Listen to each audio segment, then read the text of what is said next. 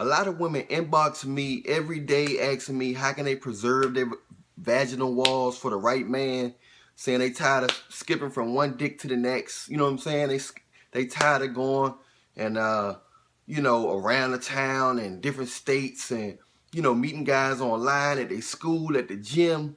You know what I'm saying? Meeting guys that, you know, and keep having sex with guys and the guys ain't hanging around. What are they doing wrong? How can they preserve it? They saying by the time they find the right man, they vaginal, their vagina gonna look like chitlins, gonna look like fried bologna. They trying to make it, keep it tight and preserve for when the right man can get it, he can feel something when he going in and out, and he won't have to be like, wow, I got leftovers. She seemed cool, but when I stick it in, it feel like a bowl of jelly. How can she preserve her vagina for the right man? Well, first of all, a man that really want to be with a woman, he don't mind being around her without having sex. He can be around her and he's attracted to her, but sometimes he forget how physically attracted to her because he like being around her nature. Sometimes this got to do with the woman.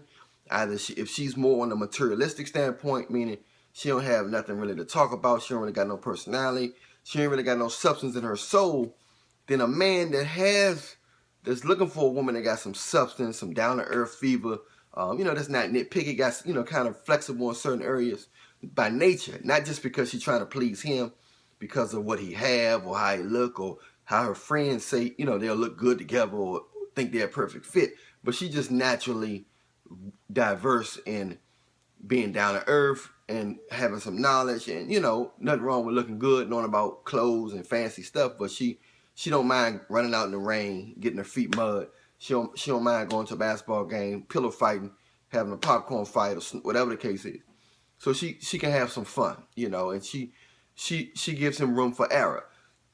Now, men not perfect. We're just talking about people that's normal, that don't have no major flaws, no fatal flaws.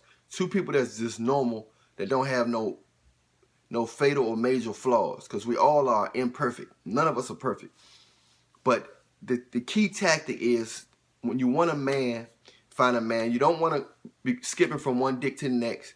The key is you got to find a man intention. Meaning if he can be around you and spend a lot of time with you, and you know, he's willing to spend a lot of time with you, he wants to spend a lot of time with you, and he's not really, yeah, he's showing that he kind of, you know, he will have sex with you. He is attracted to you physically, but he's cool being around with you without that. He can hang around you for weeks or even months without even touching you.